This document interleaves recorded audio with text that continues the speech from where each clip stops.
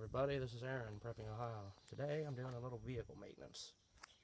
This little cross member here, and got to replace it because this bushing failed. I guess it's not really a cross member, that's what I would call it, and the rest of the world would call it, except for GM. They call this, let me see if I can remember it, a front differential rear mount bracket. And to me it's a cross member. This bushing failed on the one that's on the vehicle. Wouldn't you know it, it's unserviceable. That's what they call it. There are aftermarket parts that you can kind of get in there, but it's a huge pain in the butt to do that, so I was pretty much forced to just get this thing. Another weird thing that I haven't figured out why yet, that's a big package for that little cross member right there, right? They made me order this. This has to come with it. This is a skid plate. Now, I've already got a skid plate. I don't know why I have to get another one. But it said online it must be ordered with this. So, that was $80 frickin' dollars. The cross member's right around $500. So, I don't know why I had to order that plate too. I guess we're going to see when we get under here. Now you can see I've got random tools scattered out here. I do have a garage that's great for working on vehicles. Unfortunately, I don't have room to get this thing in there. So we're going to do it right here in the driveway. And I just grabbed a couple handfuls of tools to see what I needed. Turns out, I guess I only need a 13 mil and an 18 mil. I'm pretty sure that's all I need. So, I'm going to get started here. Okay, so this is what's going on. This is the heat shield that they made me, or not a heat shield, I'm sorry, it's a skid plate that they required I buy all along with this. You see my hand? This is a cross member, or the bracket, whatever they call it. I don't know if I can get under here to show you. Where's my finger? Okay, this bushing up in here, which I can't really get the camera there. Let me get a little closer. Right there. You see how it's wore out, and that's allowing my front axle to bounce back and forth, to rotate this. Let me see.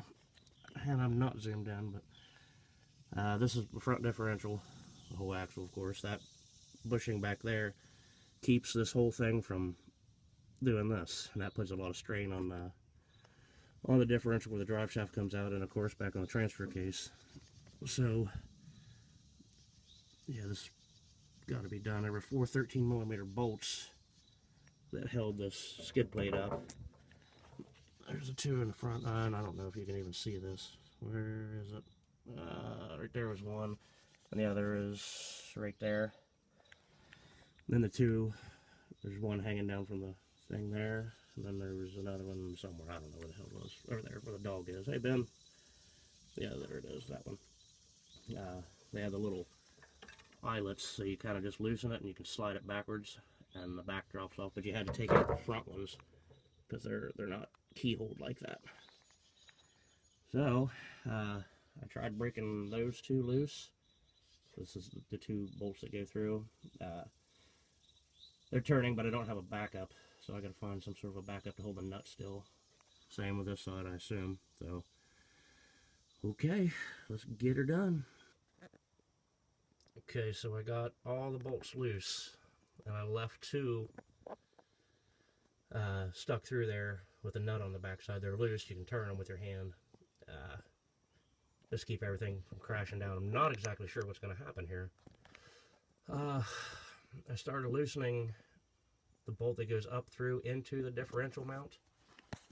Let me get over here so you can see.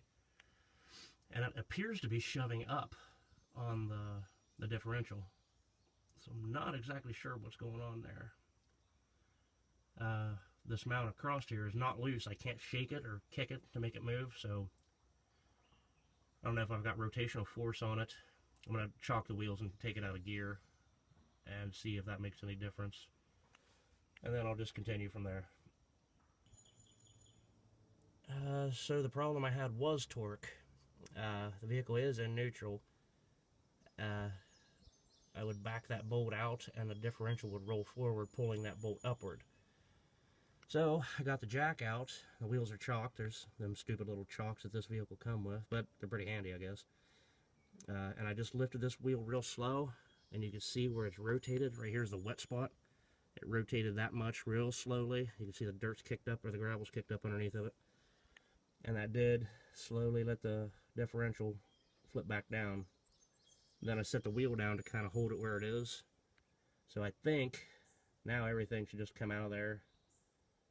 I may have to pry that cross member down because I suppose the brackets that that bolts into are pinched tight. And so I'm really glad I didn't frickin' break anything. Thought about just forcing it and making it go, and I'm really glad I didn't. So yeah, just take your time and think stuff through, and hopefully everything works out. There's Ben coming to inspect my work. That's right, buddy. Just you keep an eye on the back stuff. So it kind of just fell out after I took the bolts out. I was thinking it was going to be pinched in here. There's like a cup that this fits into.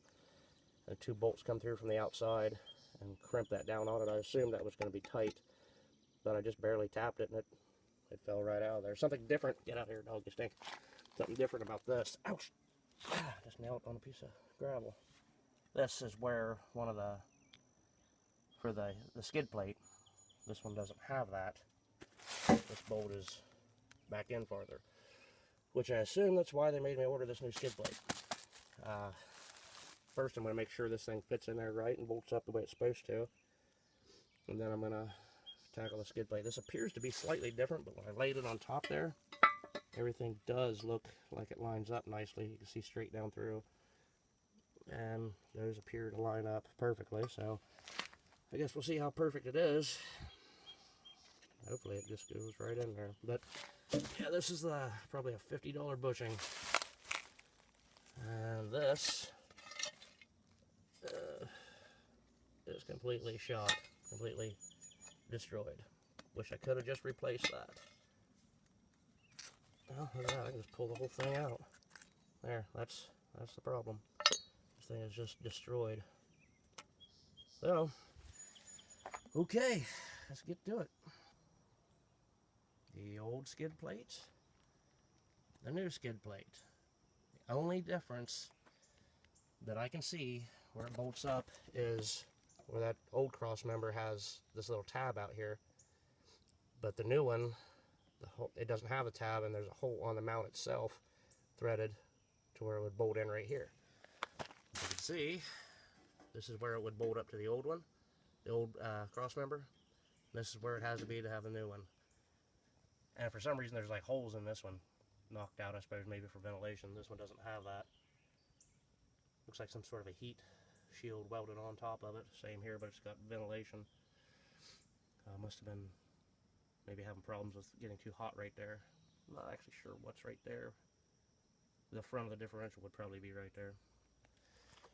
$80 for that. I could have just had a big washer, like a big fender washer, and put on that. But that's what it says to do, so that's what we're doing. Well, there it is. Installed. Everything's tightened down. Everything fit good. Surprisingly. New heat shields on, which was kind of a pain in the butt to get up in there. Just like the old one was. You have to take 2 freaking, or not heat shields, skid plates, not heat shields. Even when you change the oil, I think if you could see, where's the camera? If you could see that little orange thing way up in there, that's the oil filter. You have to take 2 skid plates off. This is one of them. It's just difficult to get it back up in. Because if I had a vehicle lift, it wouldn't be as bad. And if I was doing this in my garage, it wouldn't be that bad. Rolling around on these rocks really suck. But it's in there. The job's done. It took probably 2 hours to do. That's including figuring out what the problem was, why the differential kept rising, and having to gather tools and rolling around in the driveway. I suppose if perfect conditions, maybe an hour or less. But it's in there. I'm done. I'm going to go change my clothes now and take this thing for a ride. Hopefully that fixes the problem. Then I got to go get tires. That's what it was causing. It was causing the tires to wear way unevenly. That happened within like 3 months. You see on this one too, everything was shifting and it wasn't riding true. So hopefully it stayed where it's supposed to now. And yeah.